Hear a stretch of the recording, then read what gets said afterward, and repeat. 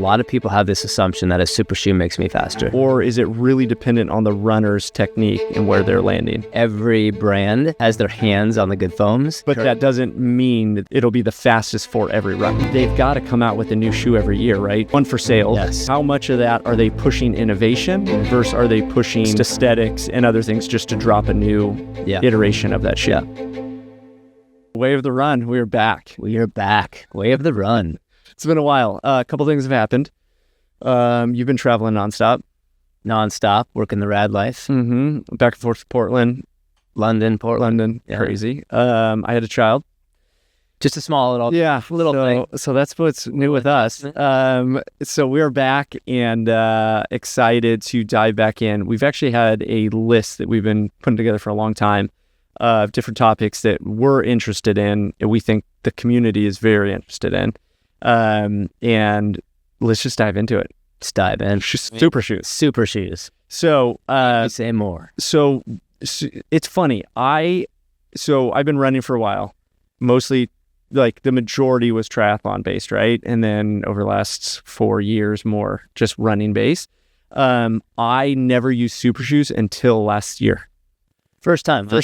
I've run in the same pair of shoes consistently. I've tried a couple others.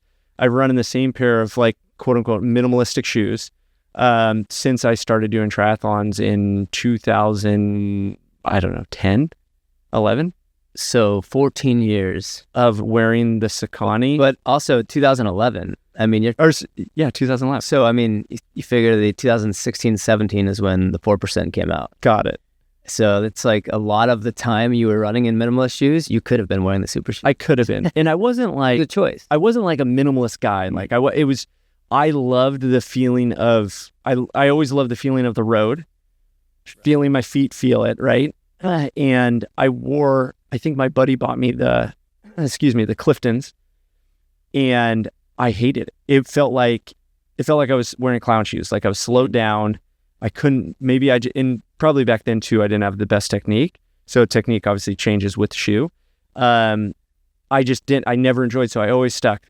Kinvara, I've worn I probably bought 2 of every single iteration. That's right. That's your shoe. And now it's up to I think they're up to the 15, 14. So last year I finally was like, this is crazy.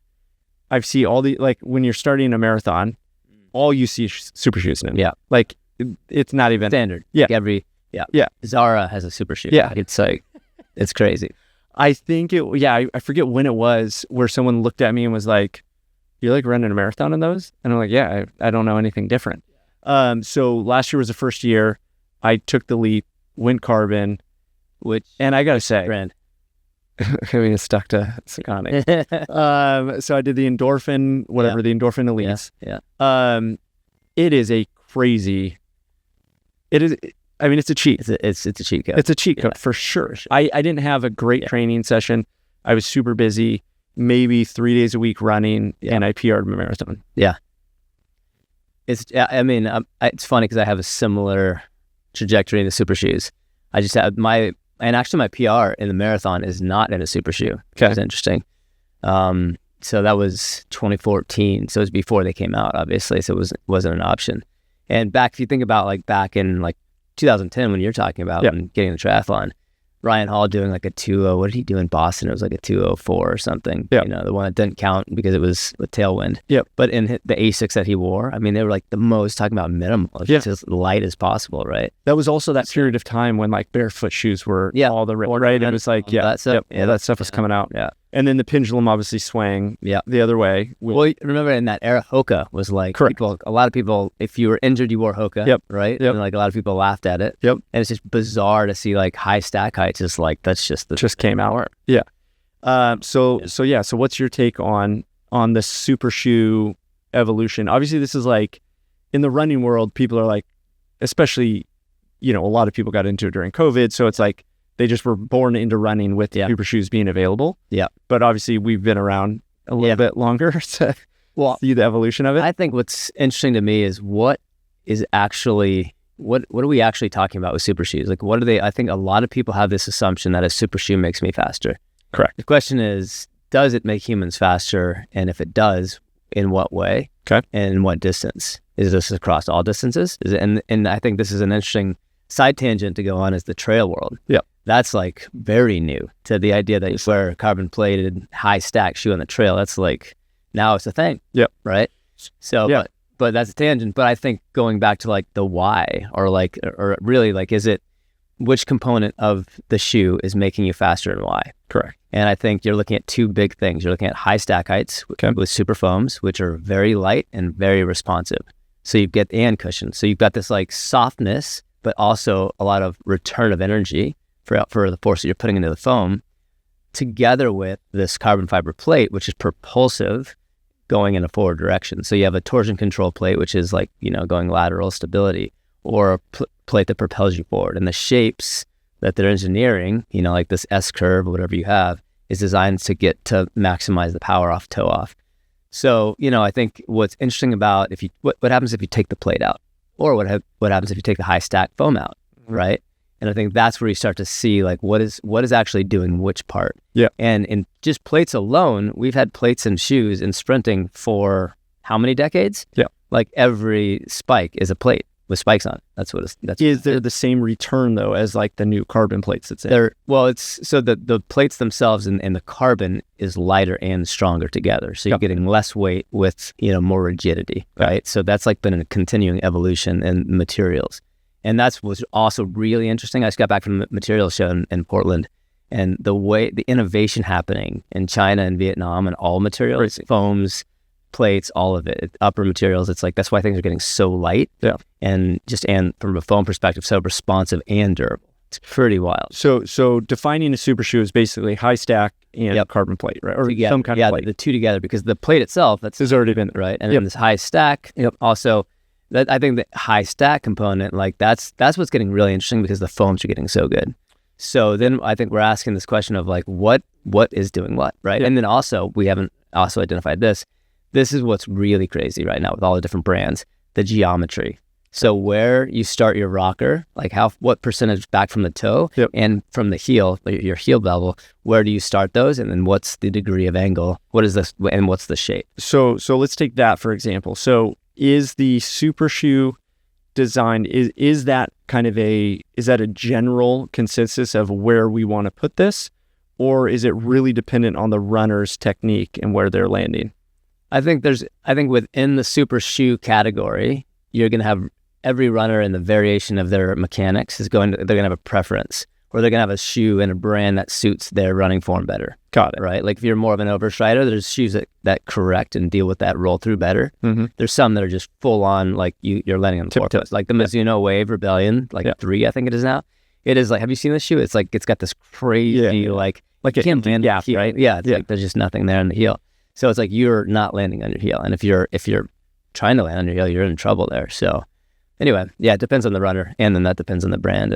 And then, so do you feel like from what you've seen, are the brands going towards a certain foot placement? Are they just going towards general return on that shoe, on the plate? What's kind of the great question, because this is what's very interesting about testing and objective data on super shoes. There's really no way that we can right now measure leverage power off the toe. Like we can measure energy return. Yep. There's a very standardized Hulk test where they drop a ball or a rod into a certain part of the shoe, and how much that bounces back is your energy return percentage that you can compare across every shoe, every brand. And it's standardized, right? We don't have that when it comes to toe off, because they're different. What do you measure? Yeah. Like what, you have to, I think the closest thing might be like metabolic power. Okay. So you're taking an athlete and you're measuring, their heart rate and how much what is their efficiency, right? But still there's so many different components to that. That's not true objective, just shoe data, right? That's like your whole chain. It's the athlete, right? Yep. So, and a lot of that is like the athlete, the placebo effect. Like they think they're running faster because I'm in a super shoe now, right? Like maybe I can try to run faster. So there's a lot to that. But I think ultimately you're landing, you're applying force into the ground. It's not like we're just a spring that gets that energy back, and it's that simple. Correct. You land, and depending on where you land, if you overstride, you're going to lose more of that power going through mid stance. if you're a 4-foot lander, you land below your center of mass, you're getting more of that back. But still, that's not the end of the game. The end of the game is when you leverage forward and you leverage and push off of the toe. It's a leveraging component where you go into the air and you go into flight. So the plate is actually lessening the range of motion in the big toe joint. And most of what data shows, this is Helix Labs in Santa Barbara does a great job breaking this down. They've done a lot of studies across all brands.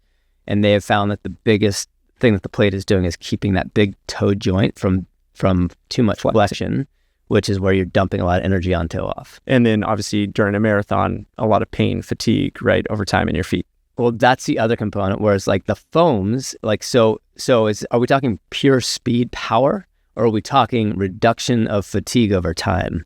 So the super shoe, right? That's the thing. So I think these are things that are more like theoretical. They're questions. I think people want the fast pill. Give me a super shoe, it's going to make me faster. Yep. It's just not that simple, right? But like if you can reduce fatigue over time, will that not make you faster? Correct, because your outputs will continue to be at a higher level than dropping off. And ultimately, that's what's happening. But the question is that also a metabolic function, right? So I think so. You're losing energy. And guys like Dave Roche, what he's doing in the 100 miles right now, like breaking the Leadville record, doing the same thing in Javelina and then going for Western States and watching his training right now going into the Western States. He just had a record yesterday going up some loop in Colorado in his house. Just like the pace is nuts, like a 20-mile run with almost 4,000 feet elevation. And he did it like 6:15 average or something. And then here's the crazy thing about the super shoe revolution. You say that and people are going to be like, well, what shoes he wearing? Yeah, exactly. We're not worried about his nutrition, his other workouts. And that's why I bring it up, because what he's doing crazy is really going after nutrition and how much he's just, tackling that. So, if you had, but even still fatigue and what's causing fatigue, muscular fatigue, muscle breakdown, I mean, that is always going to be a component. Correct. So whether you have enough calories in your body or not, if your muscles are now, straining or getting or more tense. And this is something that I'd put as probably my number one mechanics tip, which is another episode. But I think having variety in your kinetic movement patterns is going to keep you less fatigued in the long run. So they actually did a study on this where they measured elite athletes or elite marathoners specifically, and they had them they just had sensors all over the body, and they noticed that the ones that got more rigid and more I would say less kinetic variation in their stride lost efficiency in the marathon. Okay. So whenever it occurred that they were getting a little bit more tense and getting a little bit more, almost like what you would call better mechanics, they were a little bit more they were locked in, but they were less efficient. And when they were swaying side to side, they actually had a better efficiency score. Do you is that more tissue, more muscle, skeletal tissue? Basically, you're moving that energy in different places, so it's not concentrated in one spot. Yeah, you might not getting over tightness, and you're sort of like this loosening and tightening thing happening. Funny, I will say in the marathons I've run 2 now in super shoes, I have noticed more calf tightness. And I don't know. I mean, again, this could be anecdotal, or it could and I've never had that before. My feet feel way better than running in a minimalist shoe. Like the foot pain that happens at mile 18 when you don't have any plates is real. I noticed that was gone, but I definitely noticed a lot more tightness in my calves. I mean, those are such easy, from my perspective, easy to identify cause and effect. I mean, with a plate, you're doing some of the job that the plantar fascia is doing. Right. So it's like that arch, tension, integrity, structure, pulling the heel and the ball of the foot together. Every time you land and take off, that structure is having to work. And when you put a plate there, it's doing some of the work. Right. So it's like you've already reduced some of that work from the foot itself. But then where does that load go? There's more load, there's more speed, so it goes up the chain. And the calf is like the first place, right? So let's do 2 things. As far as brands go, is there anything you're seeing that is like, hey, these guys are doing it right now? Or is it very much runner specific? Try it out. What works for you? What stride you have? Yeah, I think they're all doing it right in that it's evolved to this place where every brand has their hands on the good foams and they have their hands on good plates. And like the design of the plate, it seems to be like there's people doing testing on, I think it was the Puma that has the highest, for the test that we have to test this stuff, I think the Puma rates the highest right now, the Deviate Pro, whatever the name. I mean, the names are getting crazy. They need to just stop with the names. Well, you can only have 4 names in one. 4 words per name at most. Yeah. There's like Deviate 4, Pro 3. It's like, and then the colorway. Colorway. Yeah. So, but whatever the Puma super shoe, it's like has the highest rating. But that doesn't mean that it applies. It'll be the fastest for every run. Yeah, exactly. Yeah. And even still, though, with those tests, like it's not testing everything anymore. Yeah. So here's the other thing I always thought about too. It's a tool, right? Yeah. So it's no different than, and this goes back to what we always talked about. Like, everyone's looking for like, what shoe are you wearing? Yeah. Because you ran so fast, right? Yeah. And it's the time you put in, it's your technique. I think it's probably the equivalent. I mean, this analogy's been overdone, but if you put a race car driver on a Honda, they're going to be very fast. If you put them in a Lamborghini, they're going to be even faster. Yeah. If you put someone who's never driven before in a Honda, they're going to be slow and dangerous. If you put them in a Lamborghini, they're going to be slow and dangerous, right? So it's kind of the same mentality where like, I think I always held that too of I want to earn this. I'm not going to cheat, not cheat, but I'm not going to I'm not going to use a tool that's going to make me more efficient. I want my body to do it. After my 40s gave that mentality up. But no, I like it was fun to use, and I think I'll continue to use it. And it's kind of become just another tool. Running has very few tools. Yeah. Right? Yeah. And it's short to watch. Yeah. Nutrition is, again, variable. Yeah. And so it's just become fun. Like, it's cool. Yeah. Like, I get it now. I understand it. I used to talk very badly on them because, again, I thought it was like, I thought it was just cheating and in a way for people to like train less. But now as I see it as a tool and looking at technique to then apply to using a different tool, right? Yeah. So it's interesting. Like you said, it's crazy too to see where it's going. And also in the industry, they've got to come out with a new shoe every year, right? For sales. Yes. And so how much of that are they pushing innovation versus are they pushing just aesthetics and other things just to drop a new iteration of that shoe? Yeah. I mean, that's so much of it's marketing. Gotcha. And making something, sexy for the latest, the next season. Yep. I think that's what, cheetah print Nike Airflies. Yeah, exactly. And so I mean, that, like, to your point, like, how far can we take this evolution and innovation? I think if we're doing it right, it's endless. Like, if we never stop being curious, then as a whole, the human race can keep, but it's just going to be incremental. And the market's going to drive that. Yeah, exactly. Yeah. So, but I think a really big thing to identify with super shoe, regardless of the brand, is like, I would love for runners to realize that what we're really talking about is less energy lost and not just like more speed. And the reason I think that what proves that statement very clearly, look at sprinting and look at how high the stacks are. There's nothing there. Yep. And if the higher stack foam made you faster, then there would be that in sprinting. Correct. Because they have to also set world records in that, right? So if we're talking pure power speed, you are not getting faster wearing your super shoe. What you are getting is less breakdown over time. Correct. So that's where you're getting faster in the longer runs because you're breaking down less. You have to decide, it's more efficient when the component of breakdown is involved. Yep. So in a 10K, if you're trained appropriately, that really shouldn't be a component. You should not be breaking down in a 10K, right? Like the human body should be able to like hammer a 10K. Yeah. So I think that's where. So don't wear your Airflies in your 10K. Yeah. Well, I mean, it depends on your training. It's two things. It's like, do you want to get used to the tool for what you're going to use it for, right? Like if you are a marathoner and your tempo runs and your speed work is to support your marathon running, you want to get good in the tool you're using for that. Correct. And ultimately, the foam, you're losing energy in foam. Energy return is a percentage of the power you've put into it. So you're not going to get 100% energy return from any foam. Take out the foam and you're getting a higher energy return, right? But the plate is accounting for some of the loss too. So the super shoe, the way it works together is you're getting a little bit more back. Where you're losing from the foam, you're getting more back, and then you're also adding in the comfort. Okay. So the softness in the foam adds a comfort, and now your body can relax a little bit more. You take out the tension from the body.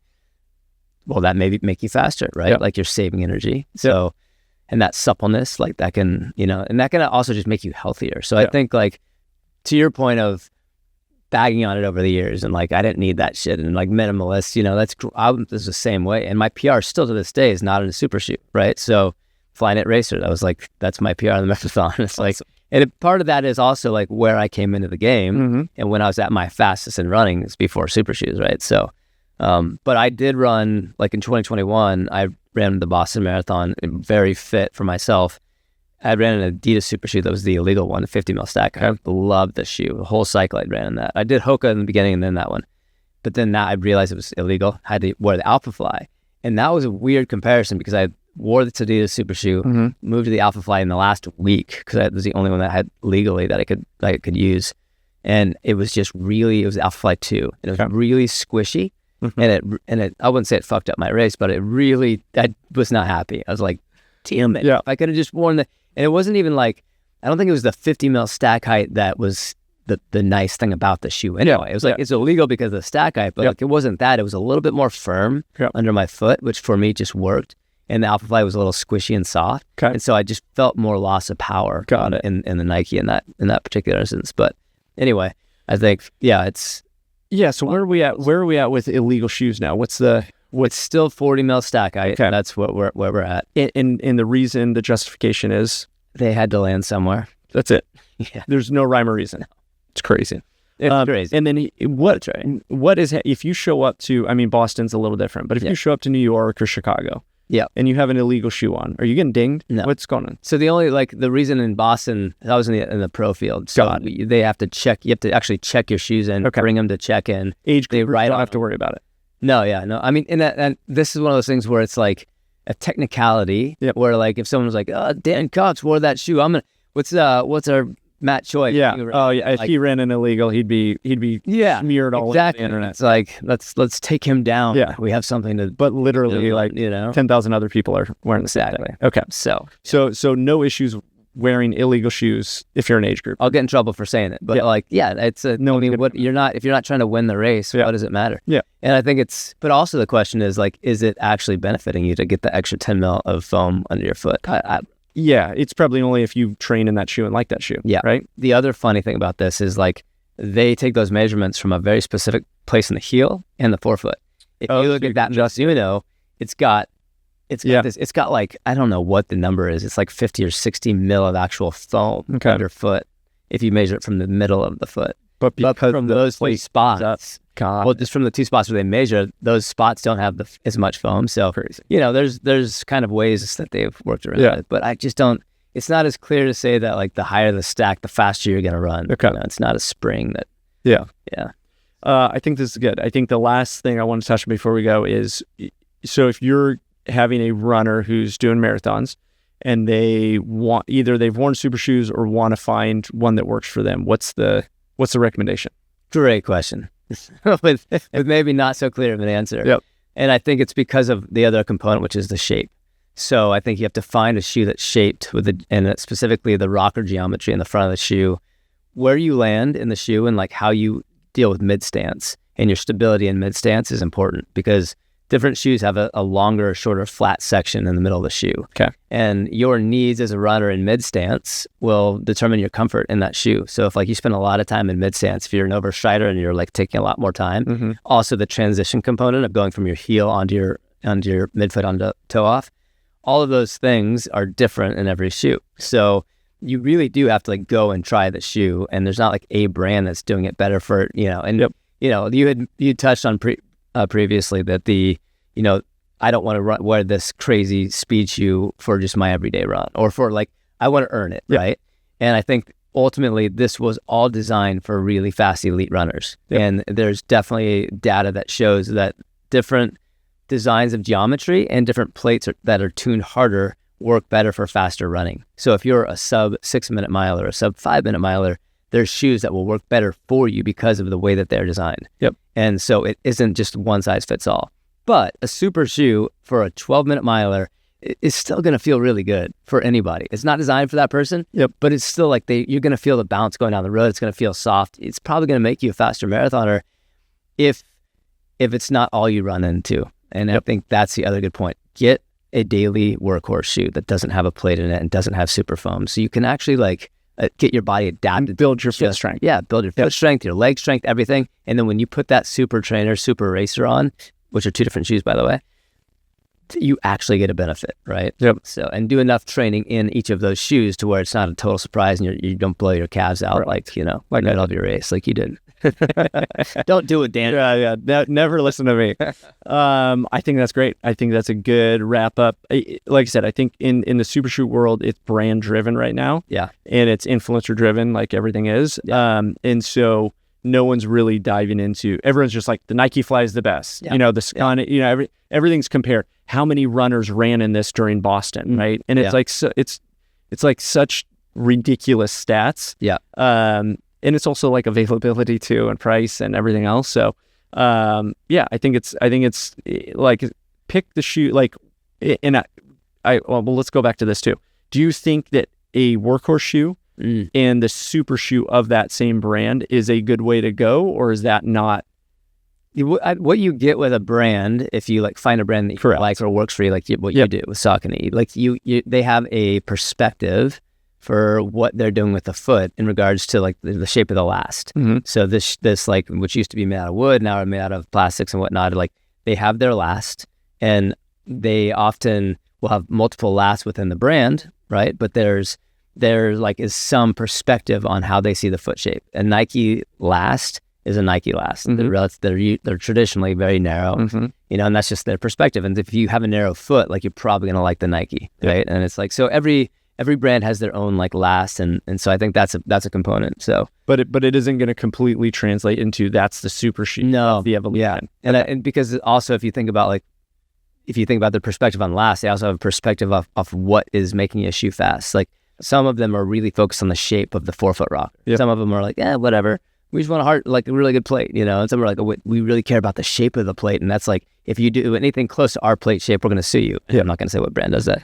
But, so like, I have a pretty good idea. Yeah. So every brand has their own perspective and their own, like the things they focus on. Everyone's trying to do it all better. Everyone's trying to innovate. Everything is getting better, and it's like, everyone's out there trying to push the needle. So great. It's a great thing. And I think there's always going to be like those of us who like are naysayers because we have to, it's good. Like, you resist things until it's really like proven. And, I think we're at this place now where it's like, okay, this obviously there's something to it, and it's helping, if not for just power and speed, it's helping for efficiency over time, less breakdown, and who does that not work for, right? So I think it's like we have to kind of give a green check mark to the super shoe. Yeah, super shoes are check. All right, any questions for us? Put them in the comments, and any take on what we talked about, let us know. Yeah. All right, guys. Cheers.